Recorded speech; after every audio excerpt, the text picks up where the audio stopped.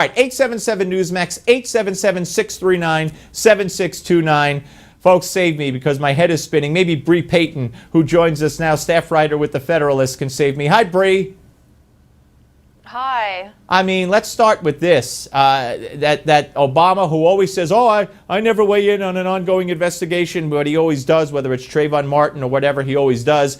But, I mean, this woman is under FBI investigation for, and if she's found, if she did something wrong, she put national security at risk. Yet he's already determined there's nobody that's ever been better qualified than her. Right, and I think we're already seeing the impacts of this kind of favoritism or conflict of interest already.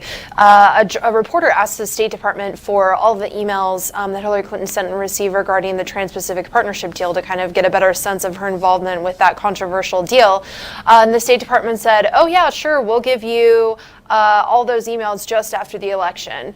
And let's remember that the State Department is under control of the Obama administration. So I think already we're seeing the impacts of this kind of favoritism. Yeah, absolutely, without a doubt. What do you make of Bernie? I mean, he's about to speak tonight, and I think Biden's there and Warren is there. But from the bite I played outside the White House, sounds like he's mailing it in.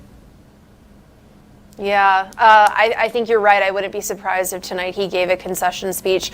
Although I also wouldn't be surprised if he decided to hang on. He's been really persistent throughout this entire election cycle. So I guess either way, I wouldn't be surprised. But I think eventually, you know, he will have to concede. All right, let's get to the phones, Bree, and let's say hello to Abel from Cedartown, Georgia. Hi, Abel. Howdy. Thank you for taking my call. Thank you for calling, sir. I just want to say, Barack Obama saying that she's the most qualified, that he pretty much undercut the FBI. I mean, that is saying it should be backwards the other way. But that's pretty much saying that no matter what the FBI does, it does not matter at all by him saying that she's the most qualified. And not only that, is if he sent things to her through that same thing, she's got his back and he's got her back because they're both in the same position here. No, you're absolutely right. I mean, Bree, if the FBI, he knows that it's possible that she violated national security and put CIA agents at risk. Yet he's already said to the people investigating, no, she didn't do it. She's the most qualified person ever. Right, exactly. And I think what he is saying in this kind of change of this tone that he's projecting, I should say, really does speak to the nature of this investigation and just kind of the biases that are already formed of the investigators who are under his control and are ultimately going to decide whether or not she will be indicted and will be prosecuted for her actions. So I think it's pretty clear that the investigation is already swayed in favor of her. And I think in order to kind of counteract that, we would need a special prosecutor who's just completely separate or independent from the White House. Abel, how much does this tick you off? Well, see, what gets me is when they had that press conference and that guy, I forget his name. Josh Earnest. Josh Earnest was talking to the Fox News reporter, yeah. And he said that the president holds everybody under the same rule of law. And by him saying that he holds everybody by the same, President Obama sat here and lets illegals have college tuitions, brings them in, gives them things. That is a fact. I mean, I don't understand what's going on when people look at Donald Trump and not the facts about the things and the facts. You know, where did common sense go and the facts about Hillary Clinton? Yeah, well, Abel, we all know. I'm telling you, this is why we got to get Trump in there. Otherwise, this kind of shenanigan continues forever in this country. Thank you. We're coming back with more with Bree and your calls. Don't go away.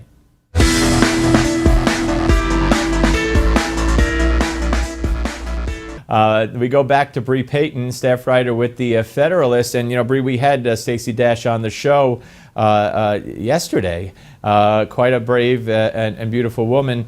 You know, Donald Trump has a woman problem like Hillary has a man problem. I mean, I think one of the polls not too long ago showed that there's a bigger disparity between men even than there are of women. Right. Well, I think it definitely, in the ad, it said, oh, women are going to decide this election and they're going to be the voting demographic that's going to decide who's going to be the next president of the United States.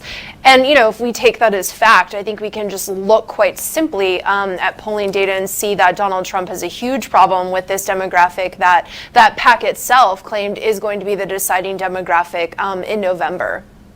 Yeah, well, we'll see. I mean, I think there are a lot of women out there who are not enamored of Hillary Clinton. And also, last time we were on, you and I talked a little bit about Hispanics at Fox News Latina today, Fox News Latino. There's an opinion piece by Lily Gil Valletta, who is with Big Data. And they put out that as of June 1st, 37% of Latinos see Trump favorably, 41% see Hillary favorably, and both have a 38 negative rating.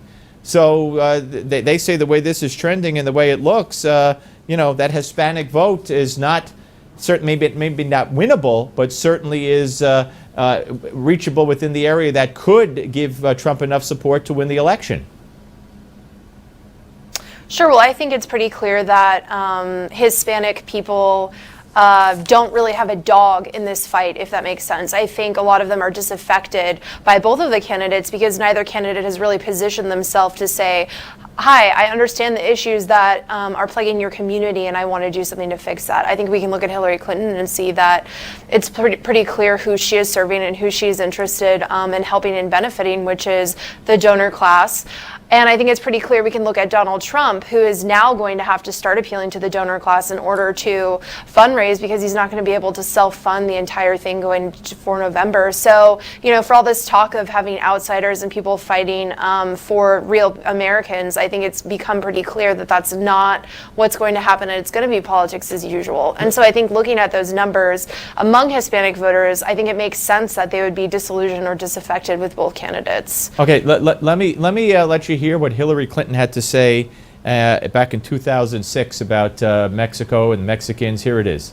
Mexico is such an important problem. Mexican government's policies are pushing migration north. There isn't any sensible approach except to do what we need to do simultaneously, secure our borders with technology, personnel, physical barriers if necessary in some places, and we need to have tougher employer sanctions, and we need to try to incentivize Mexico to do more. If they've committed transgressions of whatever kind, they should be obviously deported.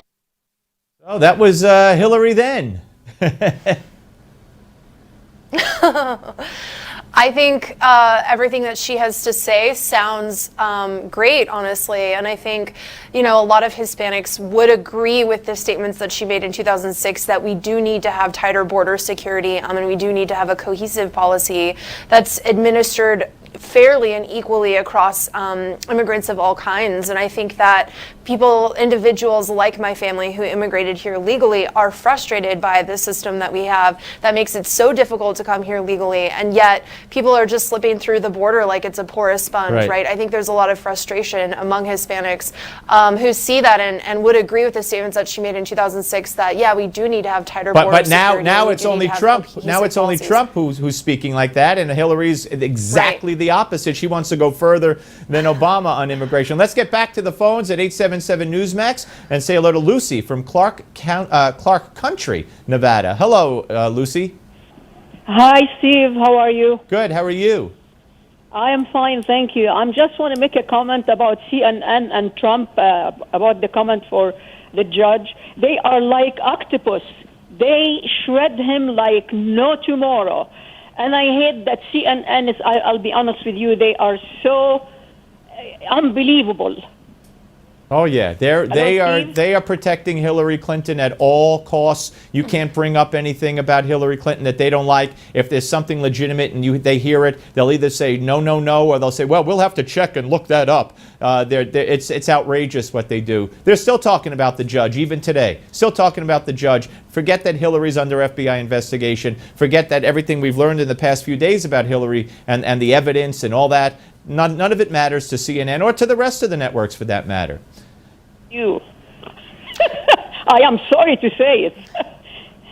Well, Lucy, I appreciate your call. Thank you very much. Dawn from Newburgh, New York. Hello, Dawn. You're on with Steve and Bree Payton. Hello.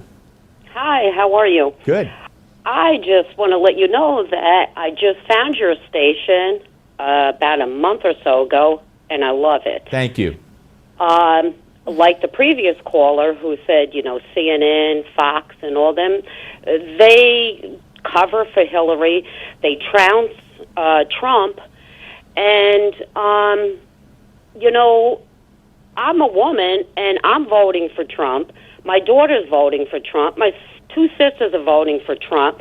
My mother is 80. She's voting for Trump. I mean, where are these polls coming from? Well, Dawn, there must be something wrong with all of you. Just like Clarence Thomas isn't a real black and Marco Rubio can't be a real Hispanic, you and Sarah Palin and your whole family probably aren't real women. Bree, what do you make of this conundrum by Dawn and her family here?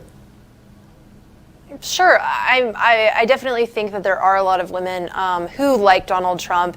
And I think that, you know, the polling has been interesting going through this entire election. But I think ultimately, as baffling as the polling seems, I think we can look at the past year and say, hey, the polling was actually pretty accurate of this election. It predicted that Donald Trump was going to become the nominee basically since he declared his candidacy. Right. And it predicted that Hillary Clinton was going to become the Democratic nominee, which looks like it's what's going to happen right now. So I think while this polling is interesting and we might be kind of scratching our heads, I think that it has been pretty predictive and accurate overall. Bree, I want to thank you for taking the time to be with us again. I want to thank you for your great call. Call again. I'm glad you found Newsmax TV. We're coming back with a panel plus more of your calls.